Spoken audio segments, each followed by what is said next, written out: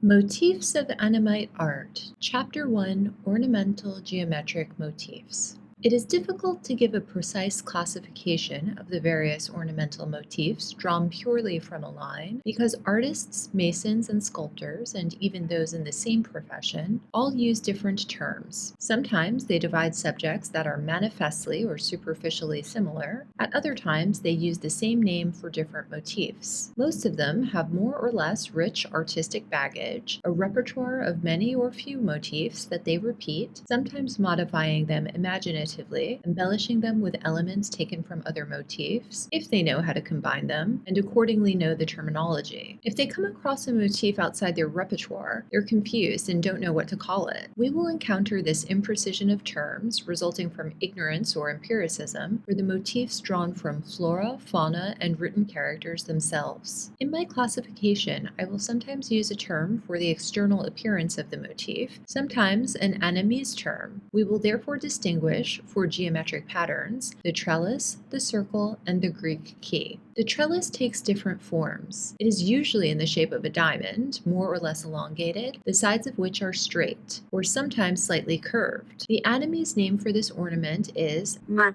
phẳng, or hammock mesh, because of its general appearance. The resemblance is more accentuated when the sides of the diamond are arched. The pattern is never used alone because of its simplicity, which would be unpleasing to the eye. It is always decorated with flowers. It is used as a background in sculpted or painted panels. The hexagon-shaped trellis bears the Sino-Annamite name of Kim Quy, golden turtle, or more accurately, the noble turtle. The pattern indeed resembles a turtle's shell. It is also used for backgrounds, sometimes alone and sometimes with flowers added. Objects in old mother-of-pearl work often bear this motif. In masonry screens, it fills the open parts, and the hexagons are then very elongated, sometimes used alone and sometimes mixed with rows of small diamonds. If we nest the hexagons on top of each other, we have a pattern made up of diamonds arranged in a star. It is the Kim Quy Gai, the precious and tangled turtle. The irregular trellis is the Mật Dàn, the cracked meshes. In reality, this ornament seems to reproduce the stylized branches of the peach tree. It is also called Kim Quy Thất Thế, meaning the hexagon that has lost its original shape. The triangular lattice is called Nhân Tử, the man character, because it vaguely resembles the character man.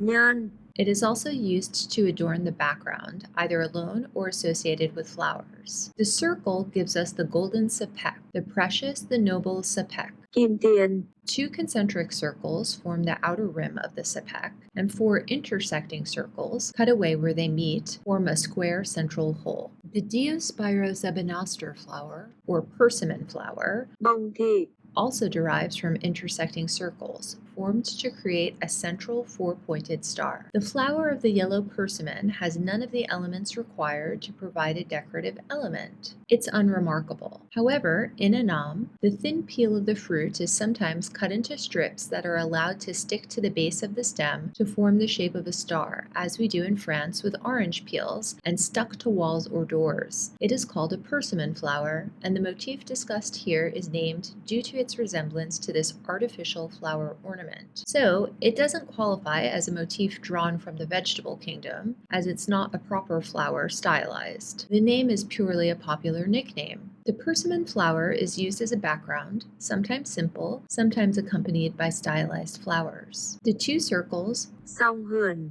or the united circles, Liên Huyền, are also a motif derived from the circle, perhaps the original element of the persimmon flower, which seems to be only a succession of united circles coupled in all directions. We have here a symbol with religious meaning signifying friendship, love, a close and indissoluble association, reciprocal assistance. The motif appears in several forms. Two primitive circles, which bent at the sides make another ornament like the nested hexagon, which we have already seen, and bent into diamonds, one of which splits. The ornament called dây thắt, the knotted link, composed of 5 lozenges formed by a single intersecting line, one in the center, the 4 others at the 4 corners of it, seems to be related to this motif. It may be even more complex than the specimen we give here. The 2 circles, elongated into ovals or reduced to rectangles with bent corners, are often placed on a branch in the center of a sculpted panel. The interior is filled with the stylized longevity character, or a swirling fretboard, or other designs. The motif is then called song thọ,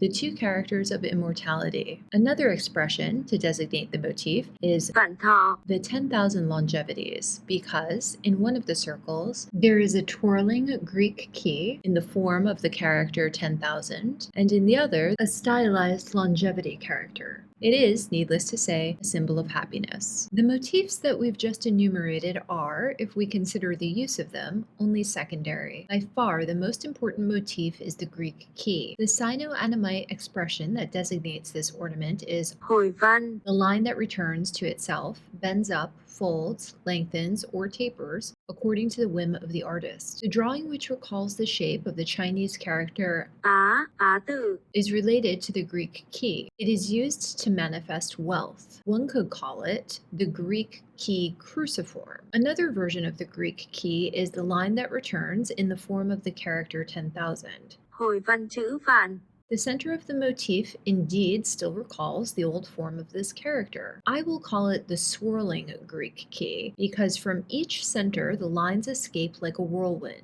It also garnishes backgrounds and is often embellished with flowers. The Greek key in the shape of the character công, hồi văn chữ công, which comes the closest to the Western Greek key, which it is sometimes identical to, considering there are many iterations, is used to adorn frames, either alone or in association with other motifs. As for the simple, nameless Greek key, the line which returns, it has multiple uses, especially in frames, to garnish an angle or the end of a beam, the edge of a roof, the handle of a vase, the foot of a table, the center of a panel, in a word, anything. It is often terminated with tassels or fringe. It emits stylized leaves or flowers, and the motif is called hồi văn lá, or Greek key with foliage. It transforms into a serpent dragon. hồi văn hóa dao, Its folds settle and curve into the shapes of swirls of smoke. A curious form, derived from the Greek key, it seems, is the chain, which serves as a light border to many tables. The Greek key becomes a piece of furniture, a shelf. It is then called cao đê kỳ, the table that has ups and downs, or simply cao đê, up and down. It is simple throughout, with or without a foot. Sometimes it is embellished with many ornamental motifs. It enters into the very ornamentation of the panels, either embossed or recessed. In any case, it's a very graceful and artistic effect. El Cadière.